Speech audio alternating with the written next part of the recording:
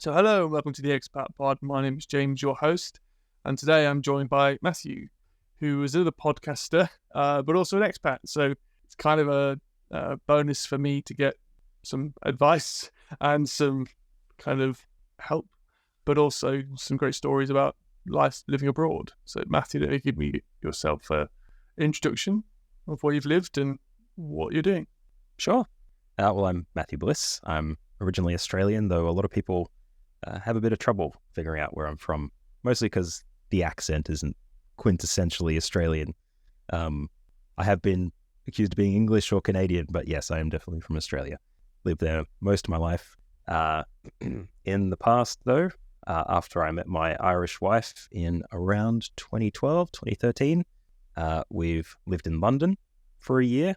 But after that, it not working out, we came back to Australia to live for about, I think it would be 9 or 10 years while she was getting her permanent partnership visa, then citizenship, and then the call to go home again came upon us. So now we're living in Ireland full time. And that's about the extent of my expat journey so far. But now living in Europe, this is just the beginning. Amazing. And you get a nice EU visa with that as well, which I don't have anymore, which is quite a shame.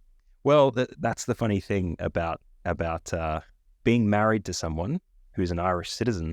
There is actually a lot of benefits that comes with that. Now, just to balance it out for how I'm going to explain it, in the Australian system, even though I was able to get my wife on a partnership visa, which if you're in a de facto partnership or if you're married, then you can have someone be a dependent on your visa over there. That was maybe 10 or 11 months that we had to be apart for it to be approved. We were on that visa for maybe 3 to 4 years. And then 4 years after that, she was eligible to go for citizenship in Australia. So grand total, we're probably talking about bundling together her working visas, about 10 years of visa activity. Coming to Ireland, us being married and her being an Irish citizen, it meant that I didn't have to apply for a visa. I basically brought our marriage certificate and some extra information and all our passports to the customs area in Dublin Airport, told them what we wanted to do, get a stamp for visa. They said, all right. And then I had an indefinite working visa. And then immediately after that, maybe a couple of weeks after that, we went in for the interview, confirmed the visa, and then in about 3 or 4 years, as long as I've been here under the conditions that they've set out, I will be able to go for citizenship. So I could be a citizen in Ireland in about half the time that it took my Irish wife to become a citizen of Australia. There's a lot of benefits being married to someone Irish over here. And then you've got an entry point to the EU as well, which, it really does help. That's amazing. Great. Well, we'll, without further ado, get into the podcast then. That's a great introduction. Thank you.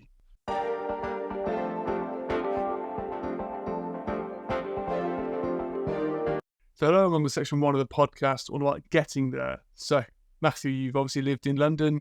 You've gone back to Australia, come back then to the British Isles, but living in Ireland. Tell me about your experience of getting there, what you needed to do beforehand, what visa issues you needed to kind of resolve or accommodation, etc. What was the kind of process and how much of a headache was it? I love how you start that way. It's not about whether it was a headache or not. It's the degree to which it was a headache, which it more than usually is. The first run at London, I'd lived in Australia all my life, but I'd been on holiday to, where had I gone? To Italy and to the US for like a couple of weeks because I was in study and stuff. But in preparing to go to London, I actually had a much easier time than I would have expected. So we decided to go. My wife being Irish, she and the UK not being Brexited at the time, very important.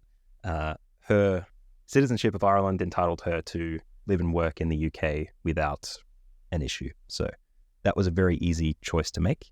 I should say as well, my wife is a citizen of the Republic of Ireland, not Northern Ireland. So that's separate from the UK, and Brexit has significantly impacted the relationship of the Northern Ireland to the Republic of Ireland. And yeah, we don't need to go into that. That can be a different podcast entirely. Yeah. That can be a side pod. So yes, preparing to go to London. My wife was all sorted. She got a job before we even landed there, which was great. For me, my grandfather was born in Cornwall, actually. And we need to go there sometime because it's a great spot. But because of that, at the time, it entitled me to an ancestral visa, which, again, changes having taken place. It's not, it's only immediate family that entitles you to ancestral visas, I think. So again, very lucky at the time. So I just had to apply for that visa before I left. And again, that entitled me to indefinite working and living privileges. I didn't need sponsorship or anything like that, which really gave us the flexibility to kind of choose where we wanted to work, which was great. When we moved, this was in 2013, we first visited Ireland. It was the first time for me going there and meeting her family, and we stayed there for a month and a half, and then was going to jump over to England and make a go of it. We thought it was going to be easier than it was. We'd been told so easy to organize getting a place to live. We'd, relax in Ireland for a few weeks. We'd do some viewings online on websites and stuff and see what we can secure. And yeah, it was going to be super easy. We'd just land and find a place and away we go. And of course, it didn't work like that. It was very much a turbulent time for us. I think I don't mind sharing locations for these ones. We were living in Watford eventually, and my wife was working in Berkhamsted, which meant that we were going to be around, that western section of London, right on the outskirts. And, we'd want to be close to that. I didn't have a job at the time, so I could have been working anywhere. Plus, you got the London Underground and, the train system makes it really easy to get around, luckily. So we stayed in a Holiday Inn in Apsley Lock. I think we planned to be there for about 4 or 5 days. I think we were there for 2 weeks. And very lucky for us that we weren't financially constrained in that sense, that we could afford to do that. We may have absconded with a few towels on our way out, though. But my wife had started work pretty much as soon as we landed, so it was left to me to find a place for us to live. We'd looked at a few places and they were so rough. They were really rough. And I'll save the detail for you all to listen to on our own podcast, From My Home to Yours, where we go into this stuff quite in depth. But they were awful, really bad places. And it turns out, despite having a really good train system, having a car is a massive advantage in order to access cheaper accommodation in London, it seems. Like, even if you live in Watford close to the trains, you could go just across the way to Shepherd's Bush, which has a train, but a lot of the houses there would be further away from that transport, it being a massive inconvenience at the time. So I found a place, luckily. Someone had left their contract early, found the accommodation in Watford. That's where we were for the duration of that time there. And then, the rest of the stuff started falling into place. I managed to get a job. Unfortunately, it was in Acton. And I only say unfortunately because of the logistical side of that, where I had to take 2 trains and walk for 20 minutes to get to and from that job. That was about 2.5 hours of my day.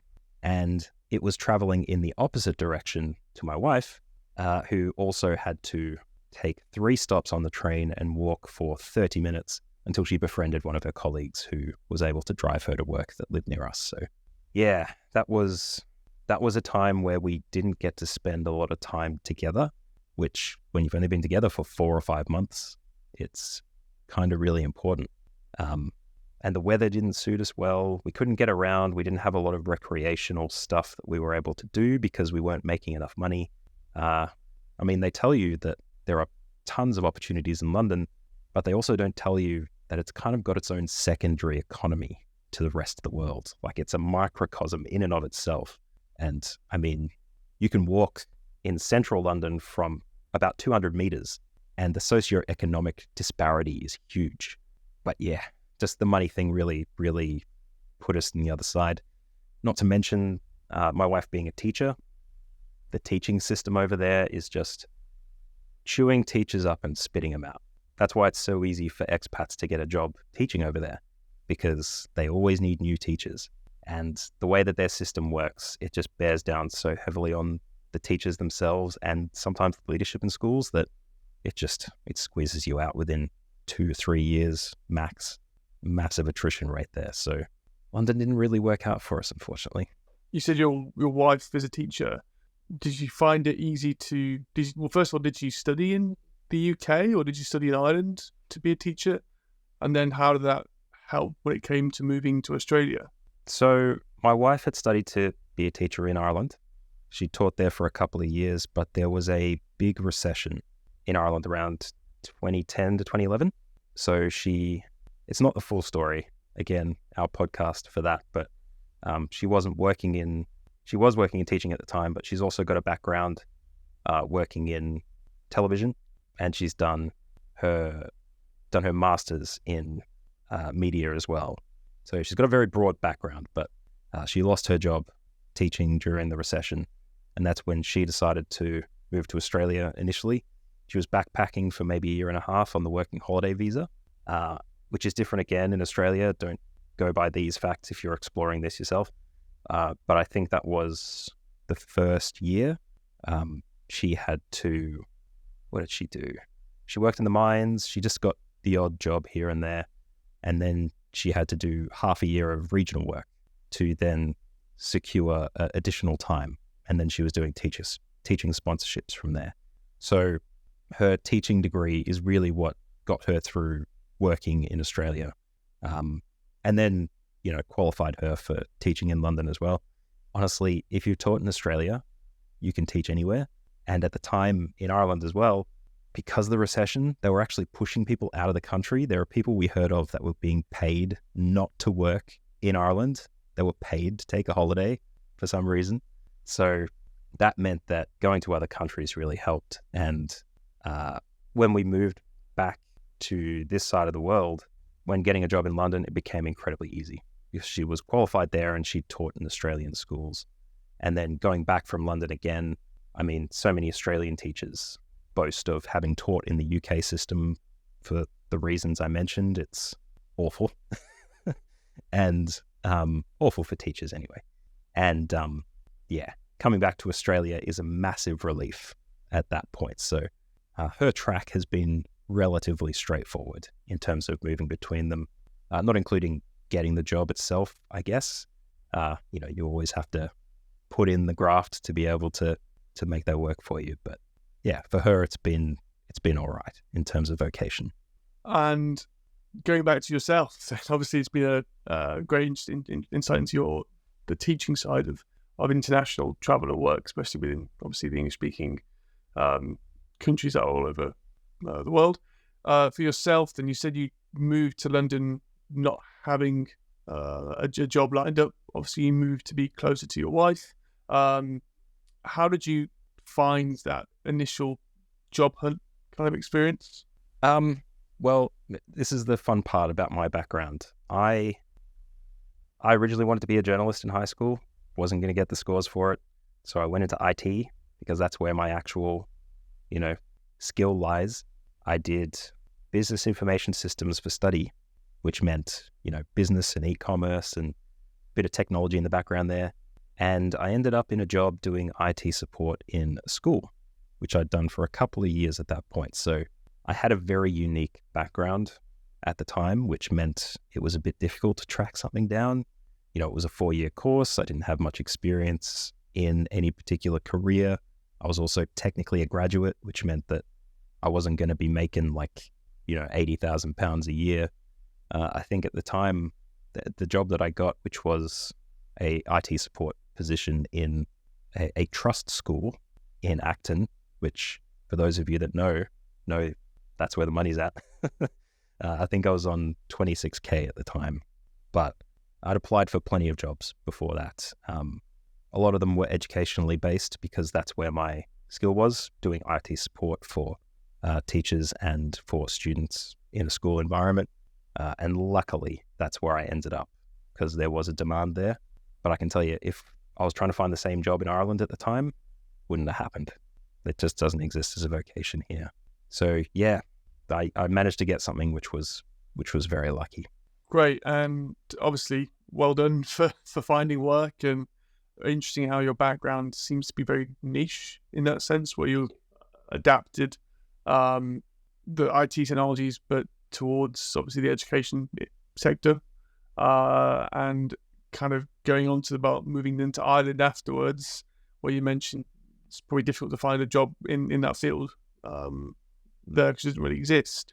How have you found the mechanisms in order to find work in Ireland and to the UK? Yeah, that can be the second part of my story, where somehow I managed to find a way to even diversify my career even further, where upon moving back to Australia after London, I returned to my job doing IT support in schools. Too many of those teachers told me that I should try being a teacher. I should get my teaching degree. So I did. I got a teaching degree in Australia, and took 2 years to do that. Afterwards, though, I immediately got a job with the state government in Victoria, being an IT trainer. So was teaching and supporting technology for adults instead of kids. And a couple of years after that, we got married, and then the pandemic hit.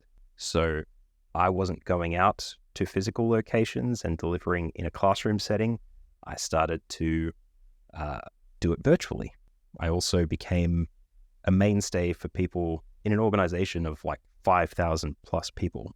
I became the person who supported the rollout of Microsoft Teams and the shift to remote work, and facilitating how to make that technology work with diverse teams in remote environments. And I became the person to contact for almost everything to do with that remote work in an environment full of people who just weren't equipped to deal with it.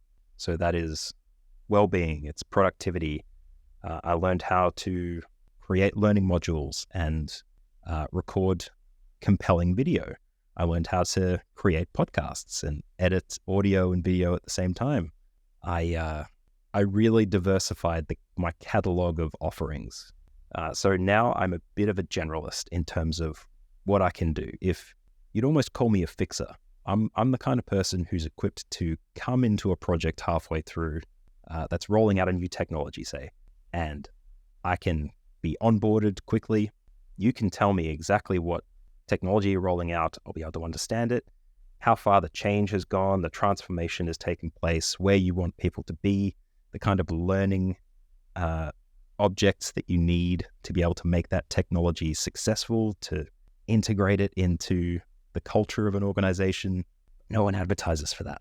And when we decided to go to Ireland, in admittedly a country that is exceptional in terms of its IT presence, there just isn't a presence of that particular kind of job, funnily enough. So all this work that I've been doing over the last, give or take 6 years, working to become a teacher, a trainer, a learning consultant, an educator, a technology SME, a content developer, a facilitator. Turns out that bundle of stuff doesn't really count for much, more so than any of those one pieces on their own. So I haven't had much success finding a job so far. But fortunately for me, I'm a brilliant podcast editor. I've worked with a number of people before moving to Ireland, so I've leaned into that in the interim. Because I don't think I've said yet, but we've been here since June. And at the time of recording, it's October. So we've only been here for a few months. I'm still on the job hunt, trying to find what will fit me here. But at the very least, I can make an impact in the podcasting scene and try and make a living from that as well. So it's interesting. No, completely. I guess to me, it sounds like the toolbox of skills you have is amazing. You know, most enterprises would be chomping at the bit for that kind of internal capability. I guess it's difficult the way the application process for jobs at the moment kind of work is that you have to tick boxes basically before you're able to be seen. People seem to put them through paper sifts, which are not a human being. It's more either someone in HR or recruitment looking at your CV first, or it's a software, which then means that although you've got 4 out of 8 of the things that they're looking for, because you've not got the 5th one or 6th one, they just reject it straight away, even though actually you've got 5 or 6 other kind of sides to what you can offer, which would make you an outstanding candidate and able to develop the business in other ways and really help out when crisis hits, which is a shame really, and hopefully that luck will change and you'll land a job. But it sounds like you've been keep yourself really busy with the podcasting side, which is amazing and helps me with learning a lot from yourself and growing my own capabilities as a podcaster, because as most people who listen to this podcast know, I'm still quite amateur, but looking to grow every time I record. So, and speaking to people who Really, it's a great job. Appreciate that. I'll put that as the kind of intro to the podcast. Brilliant. Is there anything else you want to kind of touch upon about getting to, I guess, the UK and Ireland from Australia? Massive amount that I could cover. Again, from my home to yours, the podcast that I do with my wife is where we intended to tackle all these things that I'm briefly going to touch on now. So if any of these, relate to you, the listener, then please explore that. I'm sure James will be kind to put a link to it in the show notes. But there were a large number of things that we really needed to get on top of quickly. Fortunately for us, we decided to move to Ireland in 2020, which of course would go the way it goes. In living in Melbourne, in one of the most locked down cities in the world, meant that we couldn't go far. So we had a few years to think about it before we got there, but we definitely started planning most of the stuff we did 6 months before we left. We had bought a house during that time, so we are currently renting it while being away, and that meant we had to investigate real estate agents, figure out logistically what we had to do to put these things in place. We also had to refinance a month after we left Australia, which we tried to organize before we left, which we'd recommend you all to do if that's what you're thinking about as well, especially in this turbulent economic environment. And then we had to organize storage for our materials, which we did fairly easily, luckily, but that always comes at a cost, so you have to factor that in. We probably started culling down the things that we had accrued item-wise in our property quite early and quite quickly. What else did we have to do? We did the visa investigating, obviously, which was fairly straightforward. There are so many other things that you can think of. Car insurance in Ireland is a massive thing. You must have car insurance when you purchase a car.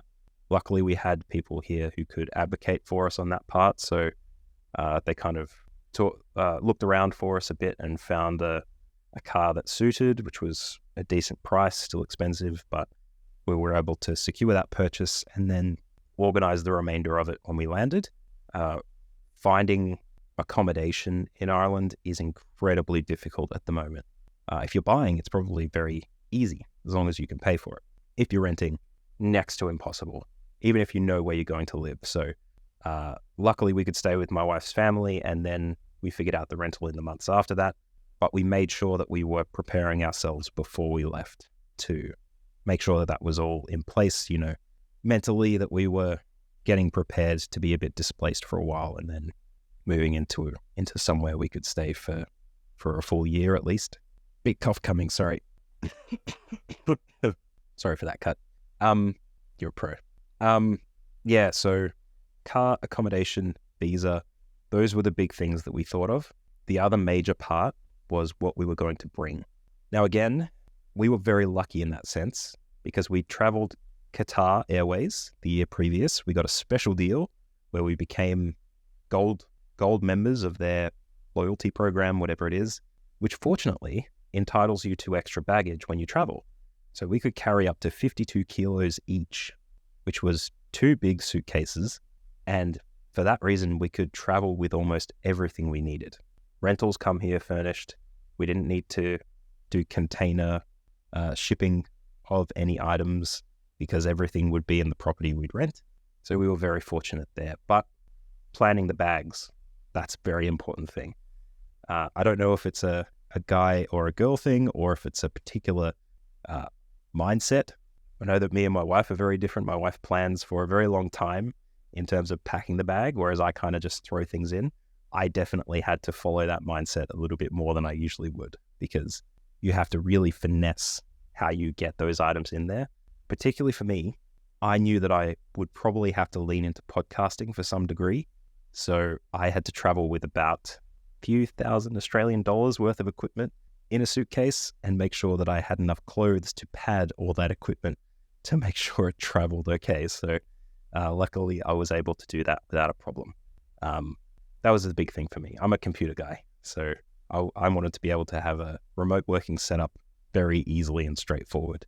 The thing that will always catch everybody by surprise, though, which is the advice that I give to anybody, is prepare to pay a lot of money. You can try and do it on a budget, even if you're doing like backpacking across Europe and you're planning to travel with very little. Whatever you have in your country of origin, even if it's a precious little, you should anticipate to pay double what you'd expect to pay. And that way you're not going to be caught by surprise when it costs too much.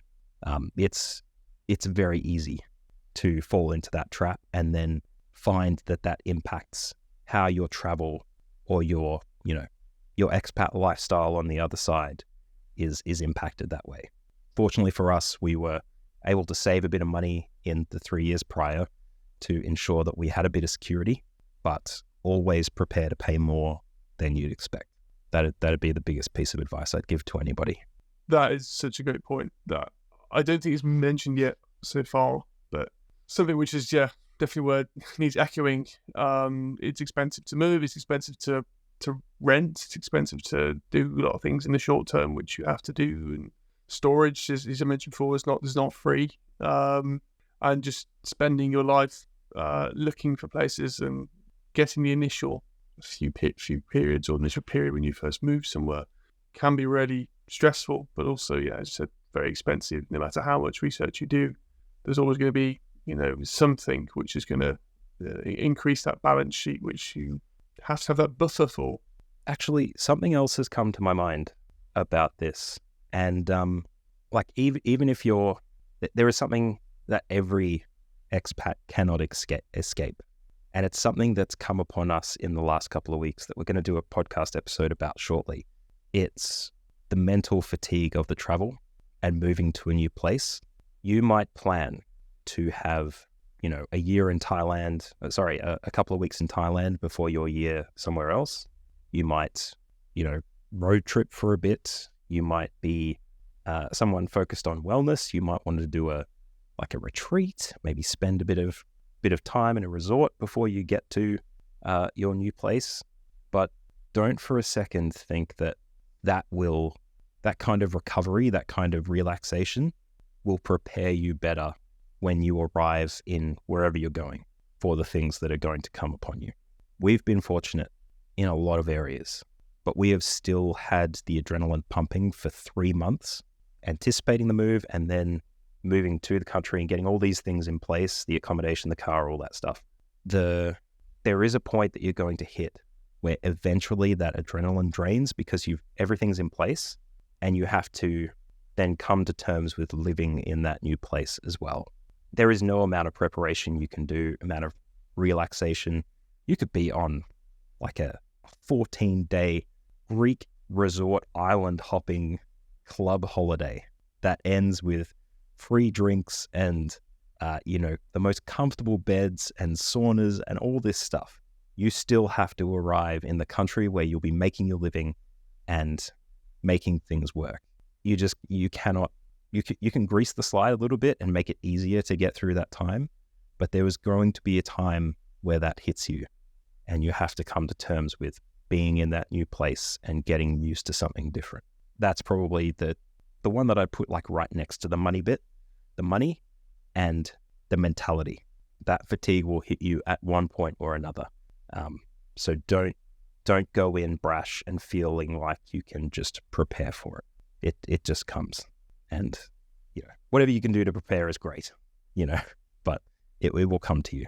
Completely. And I think that's a great way of ending the kind of first section of the podcast. All about getting there is make sure you prepare that it's going to be difficult, and we'll probably touch on some coping mechanisms in the final section, because I've definitely developed a few from being at the bottom of that pit.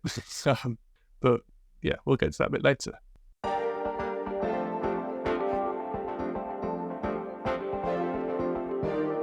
So welcome back to the podcast. Welcome to section 2, all about being there. So this, Matthew, is the kind of time I ask my guests, I guess, what it was like when they first arrived in a new country.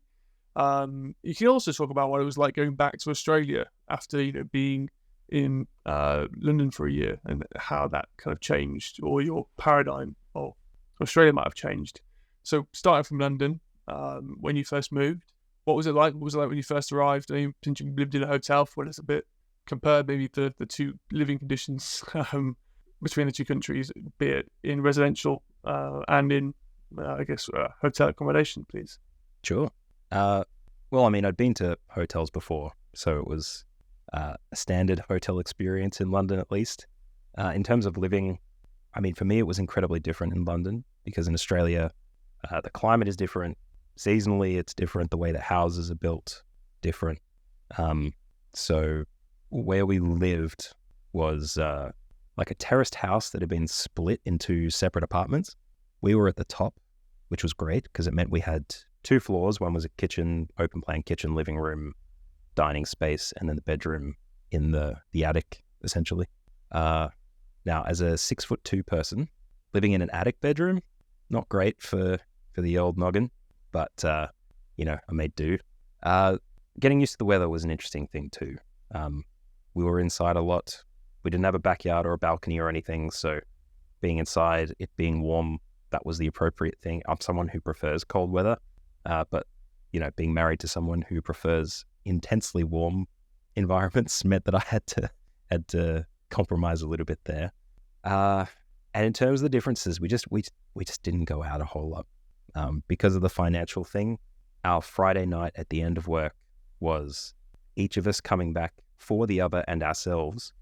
Funnily enough, a 4-pack of Fosters, which you can't find in Australia anymore. It's only ever sold in Europe for some reason. And wine and crisps, which are excellent on this side of the world, much different to the ones you get in Australia. And whatever chocolate we prefer. That was almost every weekend. So obviously our biological makeup changed a little bit. And then coming to terms with all of that stuff in London, in terms of the climate and the travel, how much we had to stay around, it was, in terms of a first impression, it was easy. But over time, that stuff kind of erodes away. I think probably the biggest thing for us was the way that in winter, the days are incredibly short. And if you have to travel quite far for work, when you get up in the morning, it's dark. And before you get home, it's dark. So you never see where you're living in sunlight, unless it's the weekend. But of course, you're sleeping in until all hours of the afternoon because you've worked so hard and traveled so far during the week that that's your time to recover. So that seasonal one was a big one, especially for me living in Australia for as long as I have. And look, that stuff just didn't work for us at the time. We did decide to go back to Australia. I didn't go into detail before, but I could go back to Australia straight away. We'd applied for a partnership visa a few months before I had to go back for my job, so I could keep it. And my wife went back to Ireland, and we had to be apart for about 9 months during that time. So she got to experience her home life, which was great. I was back in Australian life again. But the thing that I'll always thank my wife for is how my life has changed since I got together with her. Because I wouldn't have thought of living in another country before we got together. And I mean, it wasn't because I was, Australian pride. Why would I want to live in any other country? Like, I just hadn't thought of it at the time. And because of that, and because we'd lived in London for as long as we did and tried something new together, it really meant that I was kind of prepared to live in any country at that point. Australia could have been it. Could have been London, could have been Ireland, could have been Portugal. Digital nomad is something that I'm looking at the moment, so Portugal would be a great place to do that. But yeah, I think I've always been poised to try something. I've always been ready to try something different than just Australia. But we had a lot of security over there. Like, we had my family, obviously. I'd had jobs for a while my wife hadn't had consistent work and savings for a while. We were still able to find her a job when she came back. And, we had the visa and dependency stuff, which made it easy. I could support her for a little bit. And, being on the citizenship track and the way that people were paid comparatively in the economic environment, it made it very attractive. And she loved the weather. Like, I hate it being 45 degrees, maybe a week out of the year, but she enjoys it. So I won't begrudge her that. And look, our time in Australia was great. We made lots of great friends. Getting used to living there again was very easy. I found the time being away from her was probably the hardest. But eventually she came back and, we started living the life that we'd intended to once that visa was approved, which was great. Then we got married and decided to go to Ireland. And over those subsequent years, fortunately, every couple of years, we spent a Christmas for 2 or 3 weeks with her parents. So I'd had an opportunity to, get onboarded with the Irish lifestyle a little bit. I knew what winters were like. I knew what summers were like because we came across in July before going to London. I was quite familiar with the cuisine, what travel is like, the kind of clothes you need, what the accommodation's like.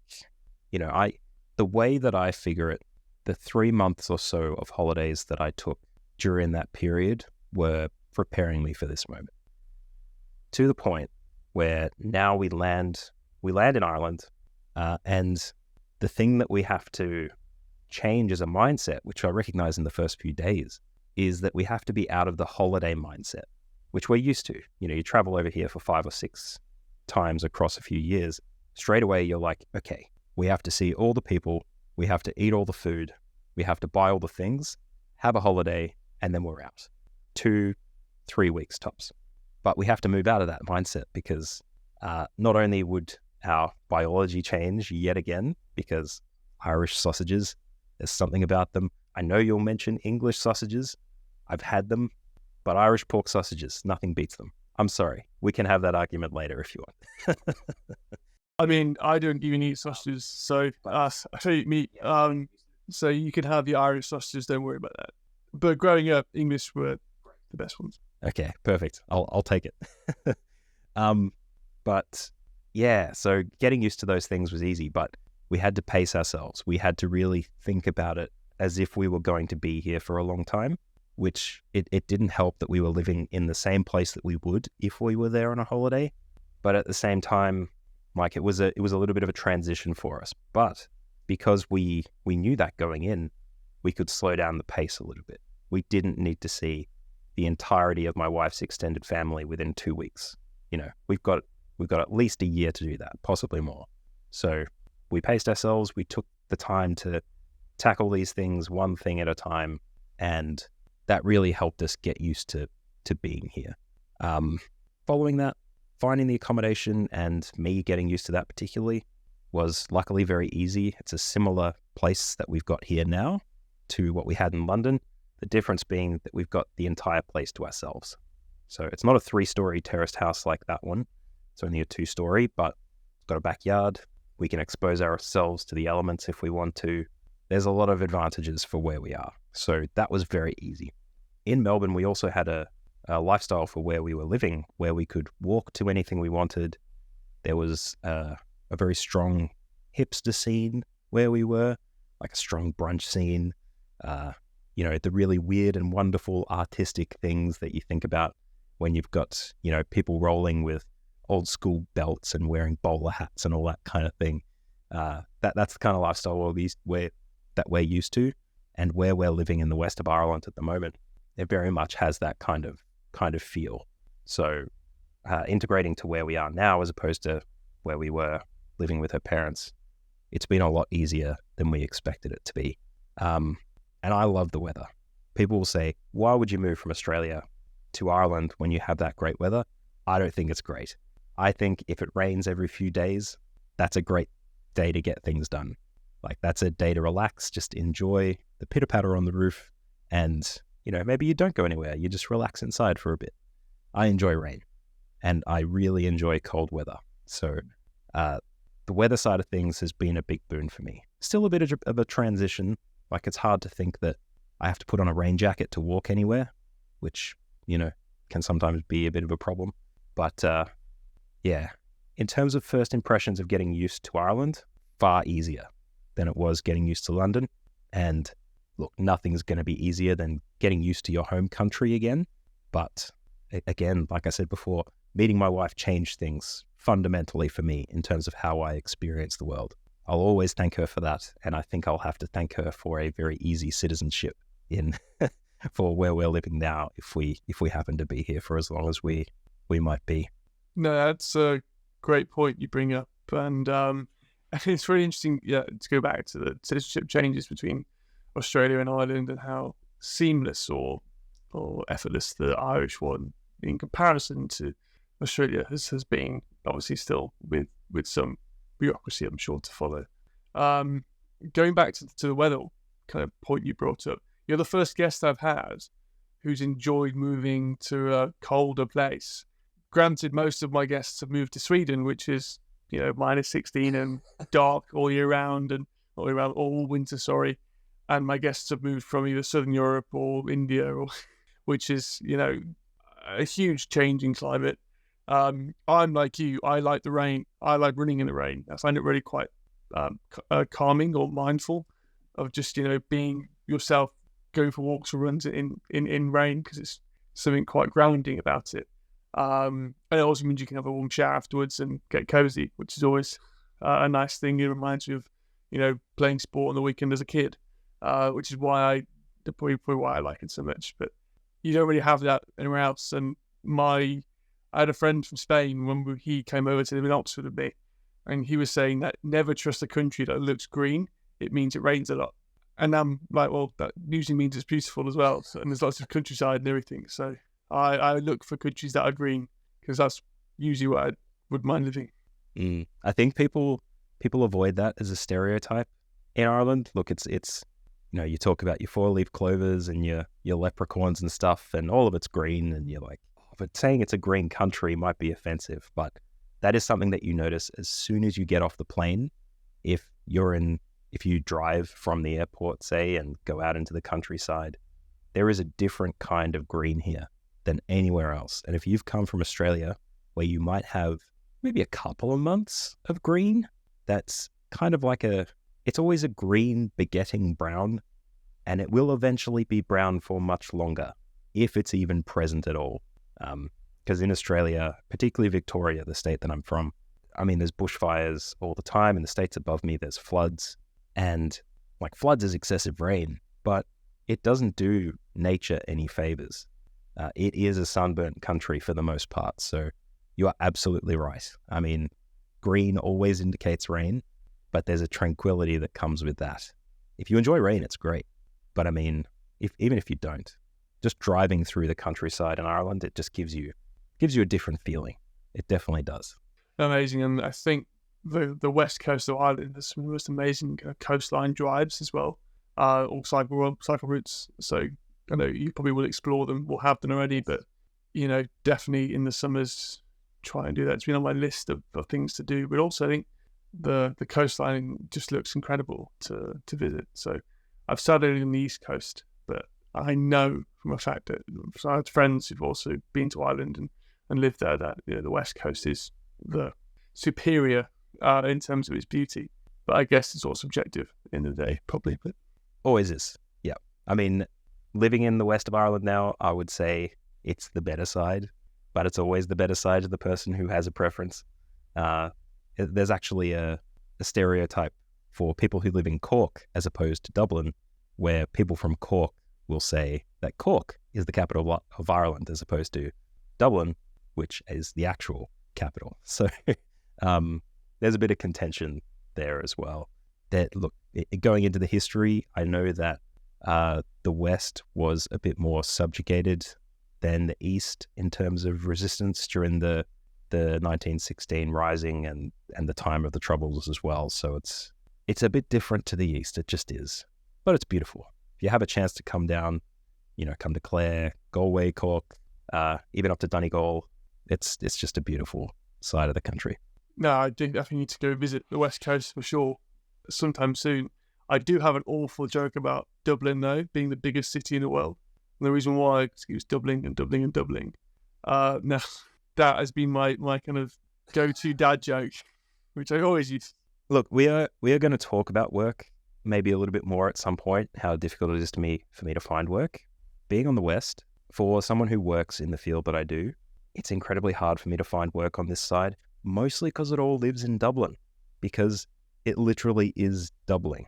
Like rental costs, cost of living, population, all that stuff. It's growing. It's to the point where Dublin, again, like London, is its own economic ecosystem, and it's becoming impossible for people to live there. And the expat groups that I see on Facebook where we connected, we connected in a podcasting group, but there's a lot of expat groups for Australian and New Zealand people and those returning to Ireland. A lot of the conversation is about finding a place to live in Dublin because that's where the work is. Like 90% of available jobs will be out of Dublin, which is crazy. It makes it really hard to live anywhere else in Ireland for that. Yeah, I don't want to go into it too far, but yeah, you said it's a joke, but it's also incredibly true. Way too true than it needs to be. I might start using it as fact rather than a joke then in the future. Going back to, staying on the topic of being in Ireland, culturally, in terms of like how you'd spend your weekends and how you would spend your spare time, but also kind of culinary as well. How have you found the switch between, I guess, relative countryside in Ireland to Australia and London? Well, look, I'll say this: where I am now, the cuisine and the available stuff is a lot more forward than you'd think of in traditional Ireland. In London, in Australia, particularly in Melbourne, you'd presume the cuisine is like multicultural, multifaceted. If you want something, you can get it. Someone's got a shop somewhere if you want that English-style Indian takeaway, or if you want that Nigerian no-cutlery cuisine, like, you can get that. You can. Not so in Ireland, but at the same time, something that my wife and I enjoy regularly is going out for brunch. Brunch for us, and traditionally in Melbourne as well, is probably between 11 a.m. and 1 p.m. That's been a bit of a sticking point here because the brunch offering is generally before noon, sometimes earlier. We have to work on that while we're here. But the brunch game for where we are is spectacular. Even just this morning, we got, my wife got scrambled egg and avocado on toast with hummus, and I got a breakfast brioche roll. And in Ireland, if you know, the breakfast rolls, generally good anyway. You got sausages, you got your pudding, you got your bacon, egg, ballisadere, relish, all that together. It's just Ballymerlot. Someone will correct me in the comments. Correct me in the comments, please.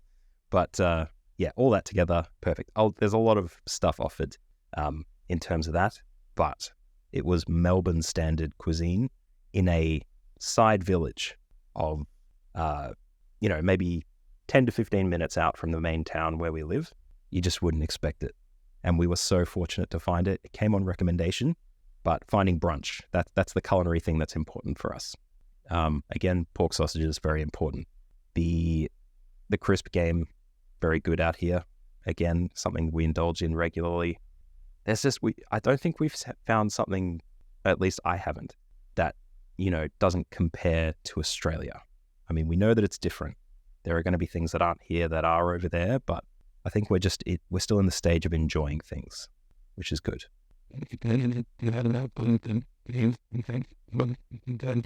There is a subculture here anyway of getting Australian goods.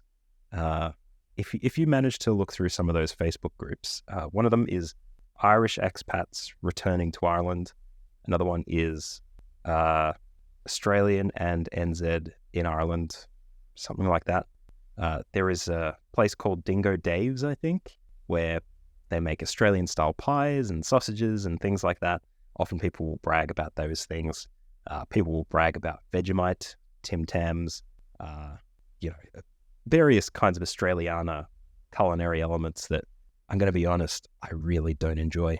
I know that macronutritionally, Tim Tams are one of the worst things for you. Despite that, there are 72 different variations of them because they are so, iconic in Australia. Hate Vegemite. I don't miss much from particular Australian stuff. I know I can get stuff delivered. A very funny story, actually. Back in London, when we were living, my coffee game was very bad. Since then, it's gotten a lot better. Like, I've got a coffee machine and I get the beans that I enjoy and I brew them, and I've taken to the long blacks recently, which is just spectacular. But at the time, I was having coffee bags, which are very hard to get over here. Maybe not so much anymore, but, at the time they were. But Australia had a Robert Timms coffee bag, which is like a tea bag. You just dip it in, but it's coffee instead.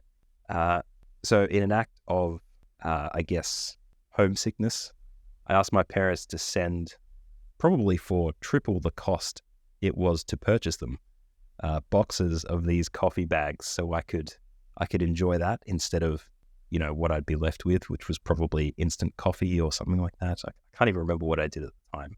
I absolutely abhor the taste of that coffee bag now. It's like drinking acid to me after getting into proper coffee.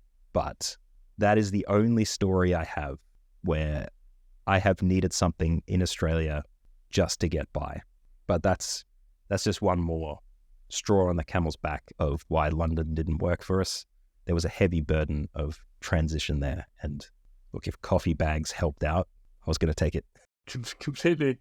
Well, I think that's probably not the best way, but a good way of ending the second part of the podcast about being there, with getting coffee bags sent over from Australia as a sickness remedy for homesickness, which is quite interesting.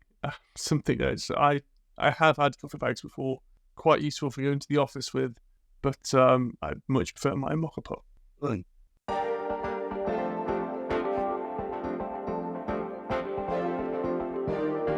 So welcome back to section 3 of the podcast, which I still haven't actually named, but it's advice. And it's a kind of recap of your time and maybe your future next steps.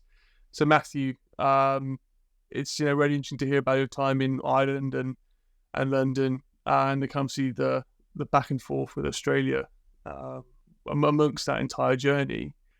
Is there anything if you could go back to when you first moved? Obviously, you'd met your partner at the time, obviously your wife now, whilst you were living in Australia and she was visiting.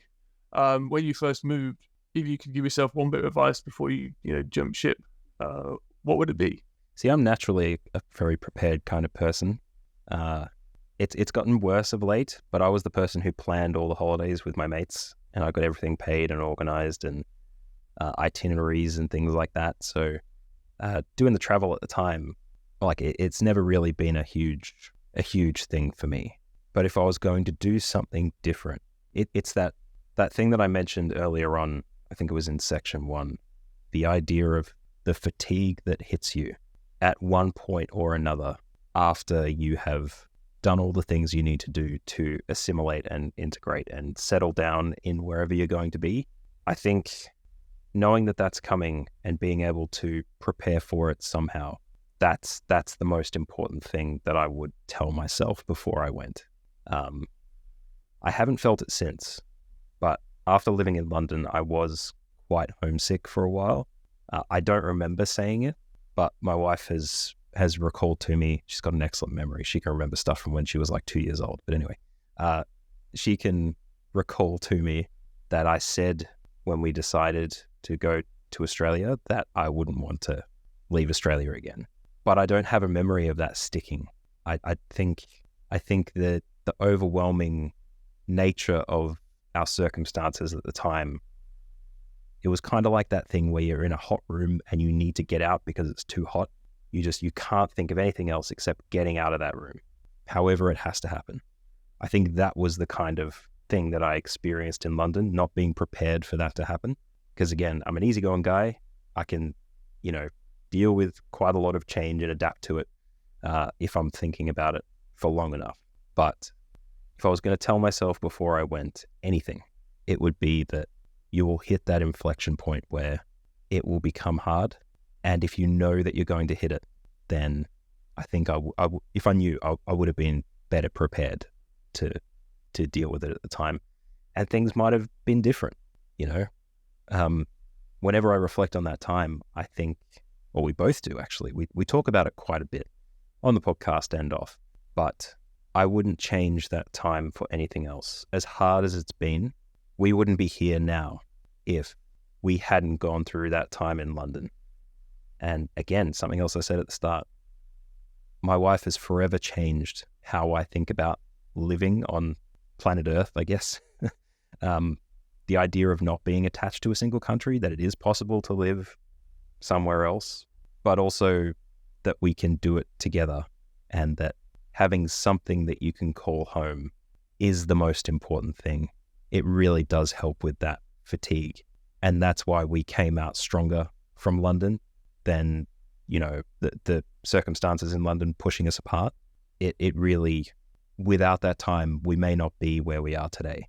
And I'm forever thankful for that, even though I have a hard time finding a job, even though we're living away from where we've been for the last 10 years.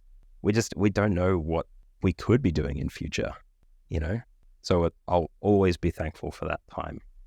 But also it gave, we had an opportunity during that time for both of our parents to meet as well.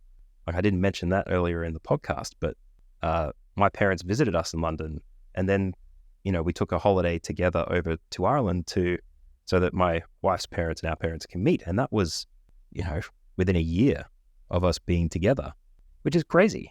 I mean, you think about the standard relationship stuff. You're like, oh, let's go out for 6 months and maybe we'll say that we love each other, and maybe we'll meet each other's parents, and then maybe we'll move in together, and then maybe, all this stuff that you think is the standard, American life kind of thing. For us, it was, all right, maybe we'll get together and go on a few dates. Oh, and now let's move halfway across the world 3 months later and, meet each other's parents. Oh, now our parents have met. It was kind of something out of the regular flow of things. But for the two of us, it made sense, and it brought us closer together.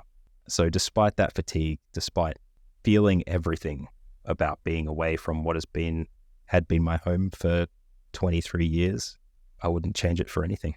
Yeah, I think you mentioned about the timeline of relationships, and guess what was possible with that. That's a really unique, environment you've been in, but also one which gives you and your wife the kind of story of your relationship.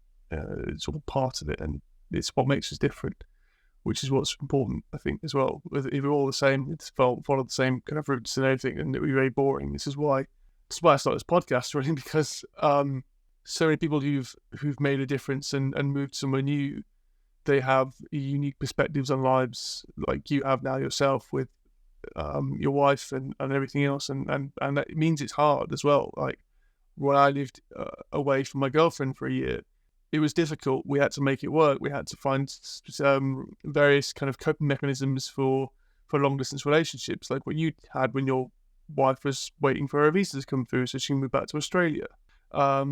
These are things which, when you kind of look back over the length of time, seem quite small, but when you're in it and it's, quite a few months away from each other, it's day to day, it's very difficult.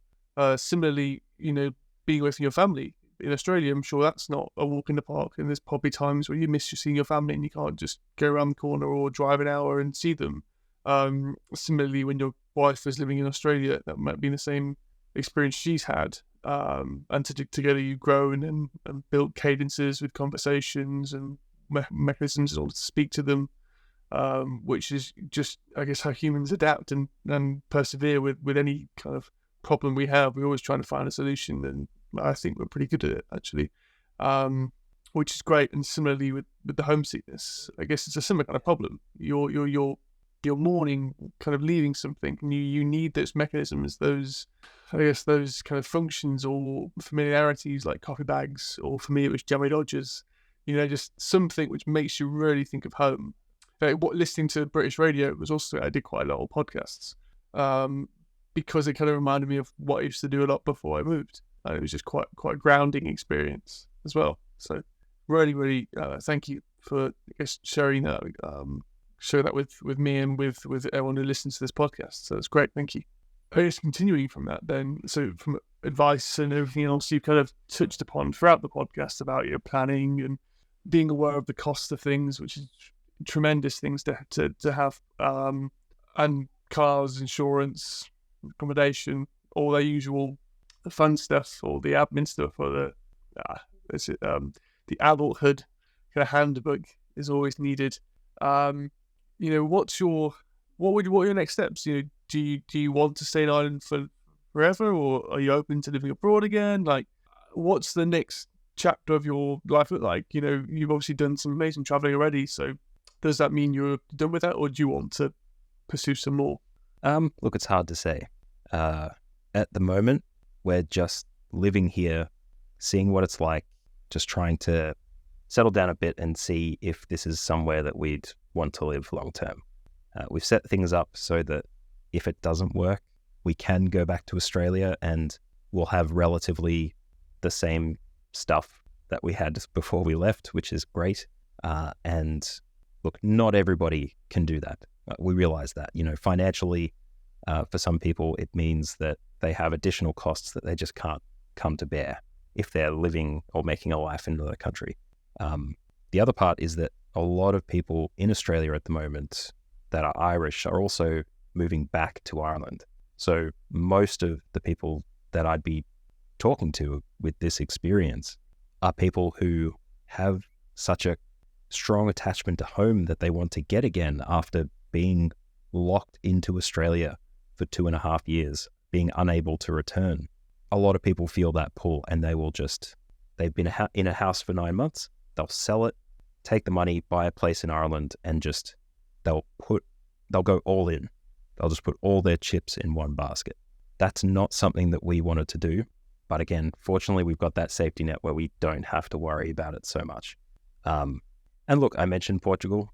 Digital nomad stuff is something I'm very keen to explore, if only because something that I think has made my life here a little bit easier is that not being able to find a job in my chosen generalist vocation quite yet, I've been able to explore podcasting for other people as well as myself and make, I guess, a self-employed career out of that. Temporarily for a time, it can financially keep me afloat.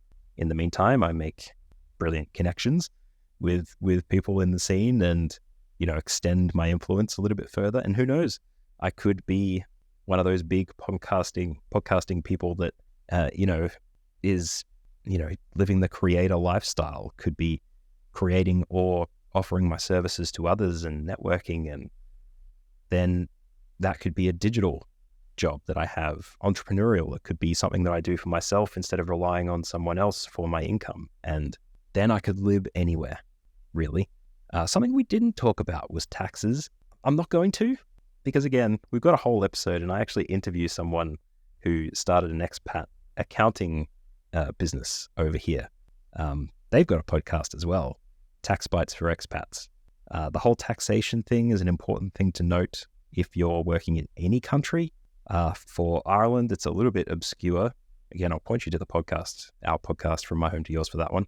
But being a digital nomad, living and making your living over the internet is very attractive for that reason.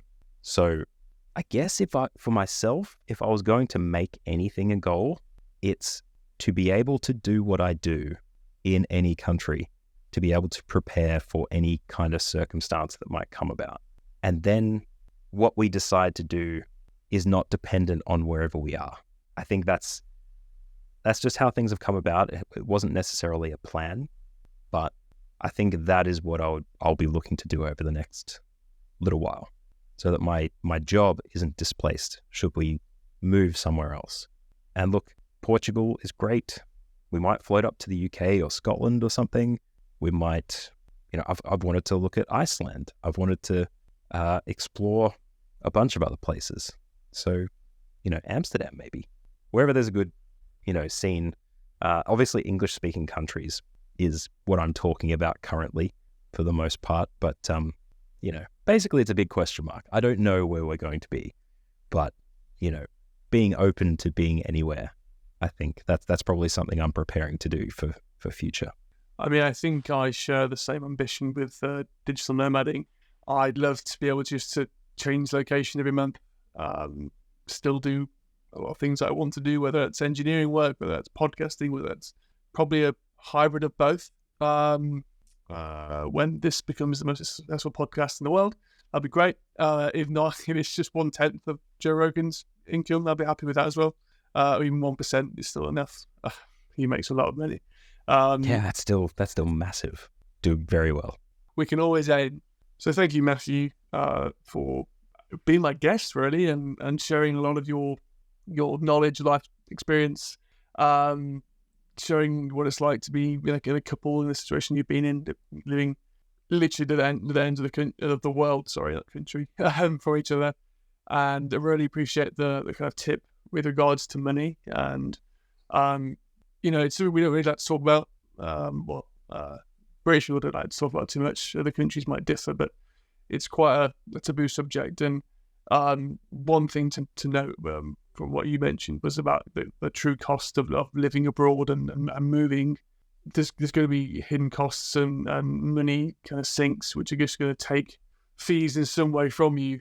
And as Matthew mentioned, whatever you think it's going to cost, double it, because you'll be able to have that safety net and realistic expectation of not panicking when you're down to the last few pennies.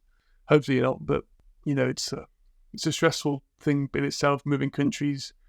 Mentally, there's the fatigue you mentioned as well, but financially, that can only burden you further. So I really appreciate that input from yourself. And I thought you'd like to share a bit more about your podcast with your wife and just tell everyone where they can find that as well.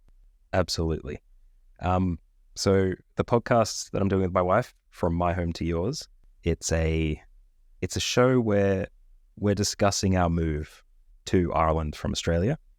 So the intention was for us to share what we've learned as advice for other people. The first 4 episodes we recorded during the move from Australia.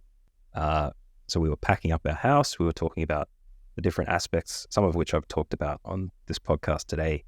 And then I think it was our 5th episode where we did an entire episode of recordings that we took from cleaning out the house, cleaning our house, moving into my parents' place for a few days, getting on the plane, getting off the plane. Like, they're just voice recordings that we've bundled together, and I kind of sound designed into with some ambient noise for the different places that we were, like some trams and magpies and things like that. I think that's what I'm particularly proud of as an episode. But From My Home to Yours is available anywhere. It's an audio-only podcast, so it's not available on YouTube just yet. But Spotify, Apple Podcasts, all those places where you'd normally see it, you'll be able to get it.